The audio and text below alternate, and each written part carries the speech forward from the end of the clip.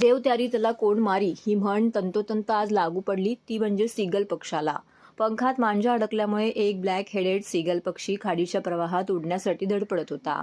मात्र त्याला उडता येत नसल्याचं बघून ठाणे महानगरपालिका कर्मचारी आणि पक्षीमित्र भरत मोरे यांनी खाडीत झेपावत पक्षाला सुखरूप बाहेर काढले. पंखात अडकलेला मांजा काढून त्याला जीवनदान दिलं आहे. ठाणे पूर्व विसर्जन घाट परिसरात खाडीकिनारी मॉर्निंग वॉक करण्यासाठी ठाणेकर येतात. ठाणे महापालिकेचे कर्मचारी आणि पक्षीमित्र भरत मोरे हे देखील दररोज येत असतात. दरम्यान याच वेळेत एक पक्षी खाडीत उडण्यासाठी धडपडत असल्याचं भरत मोरे यांच्या निदर्शनास आणून दिले.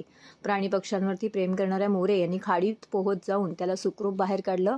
पंखात मांजा अडकला होता, त्यामुळे त्याला उडता येत नसल्याचं भरत मोरे यांनी सांगितलं. हा ब्लॅक हेडेड सीगल पक्षी असून काहीसा जखमी झाल्यामुळे त्याला उडताना त्रास होत होता, परंतु त्याची थोडी शुश्रूषा करून त्याला पुन्हा आकाशात भरारी घेण्यास यश आलेलं आहे. भारतात लडाख, चायना, सायबेरिया, युरोप या ठिकाणहून 7 ते 8 प्रकारचे सीगल्स भारताच्या विविध भागामध्ये दिसतात. यापैकी ठाण्यात ब्लॅक हेडेड आणि ब्राऊन हेडेड या गल बघायला मिळतात.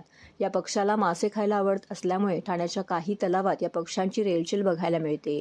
यासोबतच लहान खेकडे, कोळंबीसारखे जलचर हे त्यांचे नैसर्गिक खाद्य आहे. मात्र या पक्षाला नागरिकांनी मानवी खाद्याची सवय लावली आहे, असं मत यावेळी पर्यावरण अभ्यासक प्रशांत सेनकर यांनी व्यक्त केले.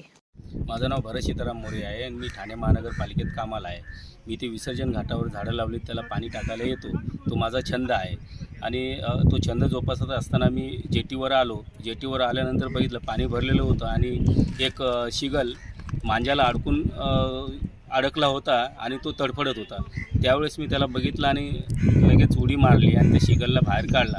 त्याच्यानंतर मी त्याची शुश्रूषा केली आणि त्याला आता रिलीज केला आहे.